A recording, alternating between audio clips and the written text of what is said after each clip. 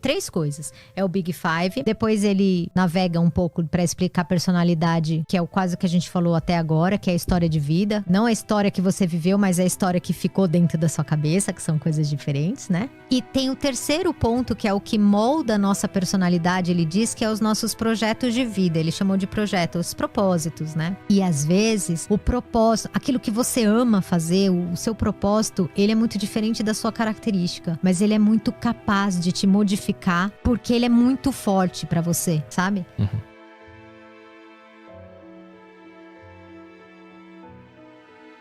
Boa tarde. Primeiramente, deixa meu bom dia aqui pra Bia, a produtora, que sempre traz convidados muito bons aí. Boa tarde pro Caio, pro Petri e pra Karina. E minha questão é mais geral e direta, como que faz pra questão da timidez? O que você falaria de coisas práticas pra uma pessoa que chega com você com problemas de timidez, né? Então, boa pergunta. Assim, primeiro a gente tem que olhar pra essa timidez se é uma característica da personalidade. A gente hoje tem uma teoria da personalidade que existem alguns traços genéticos, tá? Chama Big Five. São 5 características de personalidade que hoje se entende que já é um traço genético. E uma dessas características é o seu grau de extroversão ou introversão. É uma característica genética. Você nasceu mais... O que é isso, né? Eles explicam que ser extrovertido são pessoas que socialmente elas se sentem mais energizadas. É como se ela recarregasse a bateria dela quando ela tá com pessoas. Vai carregando o potinho de felicidade dela e ela fica bem. Então são pessoas que na quinta-feira já começam, onde a gente vai, com quem que a gente vai sair, quem que a gente vai chamar. Ou se ninguém quer sair, ela vai pro shopping, dar uma volta só pra ver pessoas. Esse é o extrovertido. O introvertido são pessoas que perdem a energia quando está com os outros. Ele até vai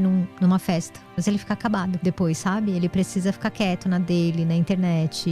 Então, a gente tem que tomar muito cuidado de achar que o introvertido é algo negativo, porque é uma característica. E a nossa sociedade, ela valoriza mais o extrovertido. Então, a primeira coisa que eu faço com o paciente é a gente tentar desmistificar que onde ele tá é ruim, tá? Porque ele é introvertido. Então, vamos descobrir se é introvertido ou se é tímido.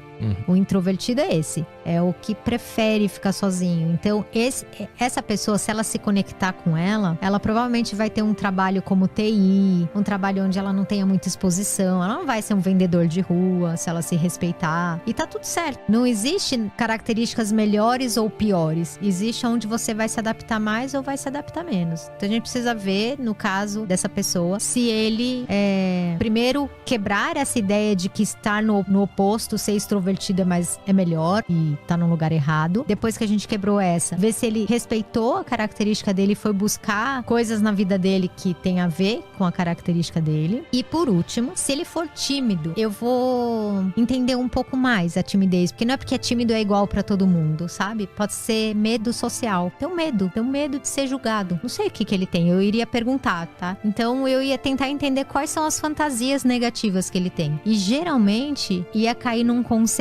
que eu amo, que eu falo, quem me acompanha sabe muito disso, que uma das coisas que gera muito sofrimento e gera muito sofrimento no tímido é de que ele é preso na ideia de que ele deveria ser diferente. Então ele tem medo, tá? De não chegar numa mulher. Mas por que ele tem medo? Primeiro porque ele fantasia alguma coisa e geralmente ele fantasia de que ele tinha que ser diferente. Aí ela não vai gostar, porque eu tinha que estar mais magro, eu tinha que estar mais gordo, eu tinha que estar mais cabelo mais curto, eu tinha que saber melhor falar com ela. Eu tinha que saber como chegar nela. E esse eu tinha vai travando a pessoa. Às vezes a timidez dela é a historinha que ela tá contando pra ela mesma, sabe? Então, às vezes a pessoa não tá nem aí. Pode ser que ela goste até de homens mais tímidos, né? Mas você criou tanta história pra você que você não chega nas pessoas.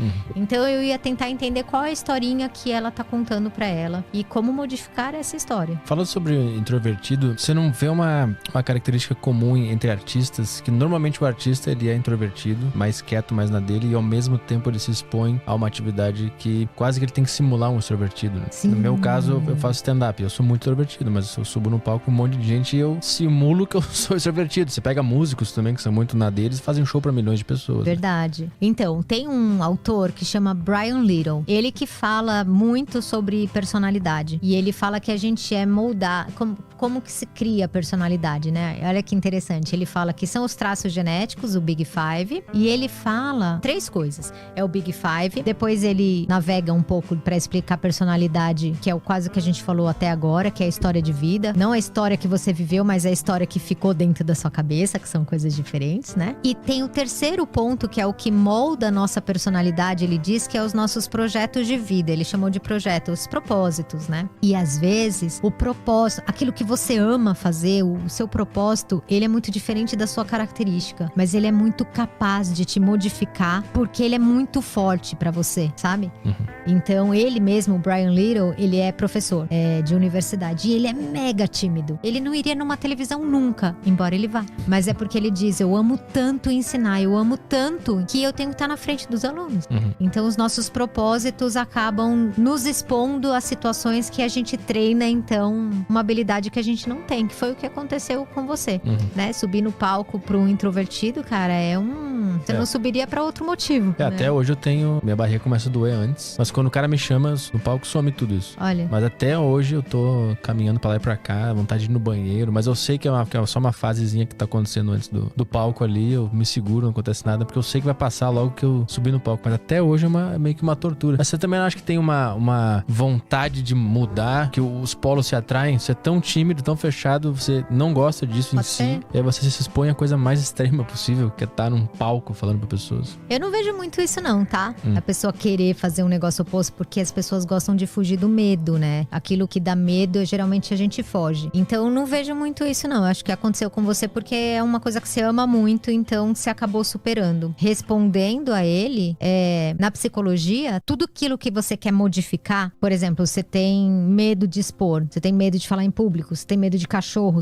qualquer medo que você tenha, não existe outra maneira de você curar a não ser fazendo. Não existe, tá? Ele então pediu uma dica, mas eu vou falar como que funciona a nossa mente. Quem quiser estudar mais isso, atrás informação, chama dessensibilização sistemática. Então, eu atendi um menino, por exemplo, que tinha fobia absurda à injeção e a ferimentos. Então, só pra vocês terem uma ideia, era fobia mesmo, de ninguém segurava ele pra fazer um exame, ele desmaiava, tal. Para que essa pessoa consiga fazer um exame de sangue, não tem, eu vou fazer terapia, um monte de relaxamento e vou conseguir fazer. Não funciona. Só tem um jeito de funcionar. Se aproximar daquilo que você tem medo. E aí você tem que se aproximar, por isso chama dessensibilização sistemática, de uma forma sistemática e dessensibilizando aos poucos. Tem que ser do mais fácil ao mais difícil. Então, para essa criança que eu atendi, eu perguntei pra ele assim, quanto te incomoda ver um desenho de uma figura de injeção? De 0 a 10. Aí ele falou, 8, então. Então eu não posso começar com essa, porque isso é 8. E se eu desenhar uma injeção toda torta aqui? Me incomoda 2, beleza. Então pus lá. Aí eu fui vendo qual era a forma do 2 até o 10, assim, o que era mais fácil até o que era mais difícil. O mais difícil é fazer o exame de sangue. Esse é 10, 12. A pessoa vai falar 1000, beleza. Então, a primeira sessão dele, que é bem comportamental, essa aí não tem nada de cognitivo, assim, total comportamental, eu desenhei uma injeção pra ele. Meio tortinha, pra não ter tão cara de injeção. Aí ele olhava o papel e eu perguntava, quanto que te incomoda? Ele, 2. Então respira, continua olhando. E a sessão só acabava quando ele falava, baixou pra 1. Tipo, tá bom, acabou a sessão. Sessão 2 agora. Dá pra fazer injeção e colocar um líquido meio vermelhinho dentro, tipo sangue. Quanto te incomoda? 3. Melhorou? Tá 2, tá 1. Era bem assim, tá? Então, só pra você ter ideia, a gente conseguiu. Ele foi fazer o exame de sangue, deu tudo certo. Sei lá, demorou umas 12 sessões pra chegar até lá.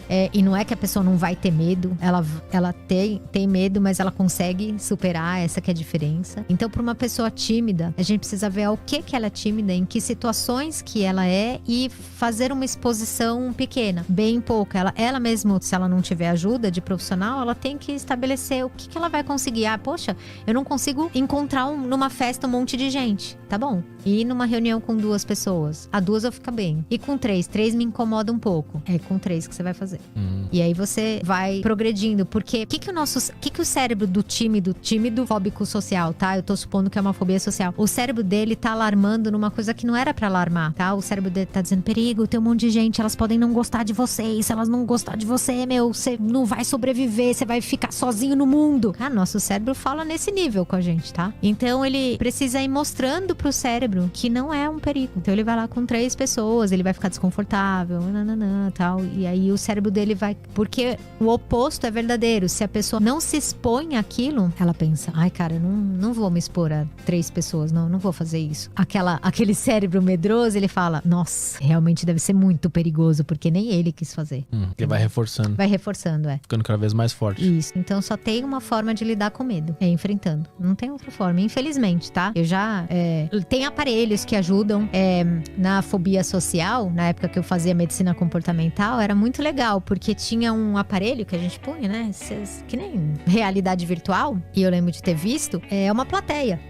Para pessoas que têm fobia de falar em público, né? Então é uma plateia. E também é uma dessensibilização. Mas seu cérebro sabe que é realidade virtual. Mas lembra que eu falei da hipnose? Ele sabe, mas tem uma parte que não sabe. Então, nas primeiras sessões, você tá falando e tá todo mundo assim. Nossa, como ele é bom. Porque é isso que seu cérebro tá querendo. Nas últimas sessões, você tá falando, o pessoal tá jogando papelzinho. Não tá nem aí pra você. Porque é isso que seu cérebro mais teme, né? Numa apresentação que ninguém goste, que vai em você. Porque a imaginação é muito fértil, né? Acho que, E então existe realidade virtual, né? Interessante, eu preciso desse, porque quando eu vou entrar no palco, eu sempre penso que todo mundo vai odiar e vai me detestar a ponto de, sei lá, levantar e ir embora. Esse é o meu maior medo antes de subir. Olha só. Vou comprar esse joguinho do VR. Pode ser uma coisa boa, um pouco mais de treino, porque embora você já faça isso na vida mesmo, você já vai lá e você se expõe e você sente dor de barriga, mas você faz, né? Nunca aconteceu de ficarem bravos ainda.